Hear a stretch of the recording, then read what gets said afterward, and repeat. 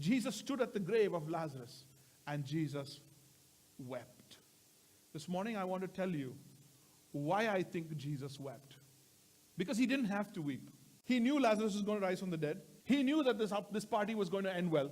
He knew that everything was going to be fine. That everybody in the end was going to be glorifying God. And that Lazarus would be back at the table dining with him. He knew that. So why did he weep?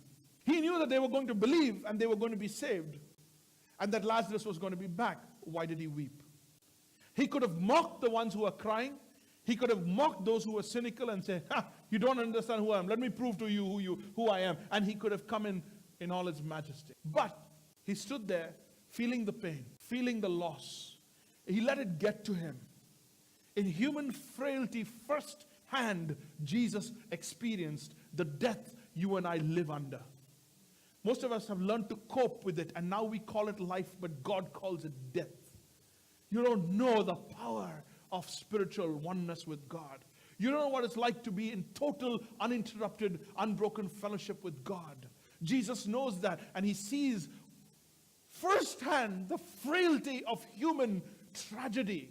And he stands there soaking in the pain and the death. Mary's weeping, Martha's weeping, the Jews all gathered to console them. They are all weeping. Lazarus is lying flat in the grave. Brother and sister, family is broken, separated by death. And Jesus was disturbed in his spirit. The Bible says he was disturbed in his spirit as he stood at the grave. He saw firsthand in human perspective what the pain of death felt like. The Bible says he was made to taste death for every man. He was made to taste death for every man. He had never broken fellowship with the Father whom he loved.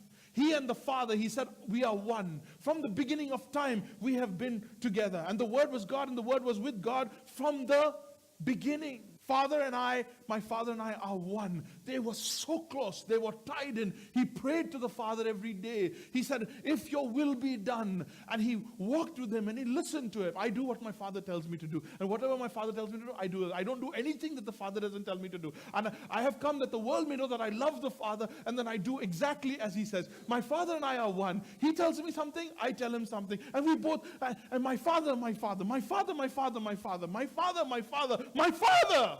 And as he stood there at Lazarus' grave, he was reminded that in a few days, he is going to die. And you know what that means? That he was going to be separated from the Father, from his Father. It pleased him to be smitten for us, bruised for our iniquities. Him who knew no sin was made sin for us, so that we could be called the righteousness of God. Our sin was going to separate him from the Father. That holy eternal fellowship would be broken and he would be separated from his Father. And as he thought those things, he stood there experiencing the gross pain and loss of death. That was the day that my sin, Jeremy Dawson, my sin tore Jesus away from his Father. The relationship that had never been broken was now broken, so I could be one with the Father, so I can experience what it's like Jesus experienced with the Father. That the world may know that I love the Father and do exactly as he says. Nothing was more precious to him than his relationship with the Father. He says, I don't want to do this, but if you want. The only reason Jesus went to the cross is because God wanted it.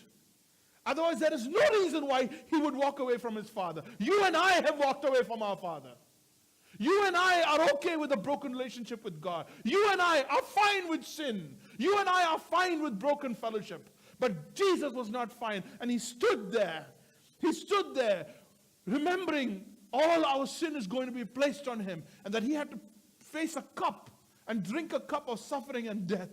Which meant he would be separated from his Father. So, he wept.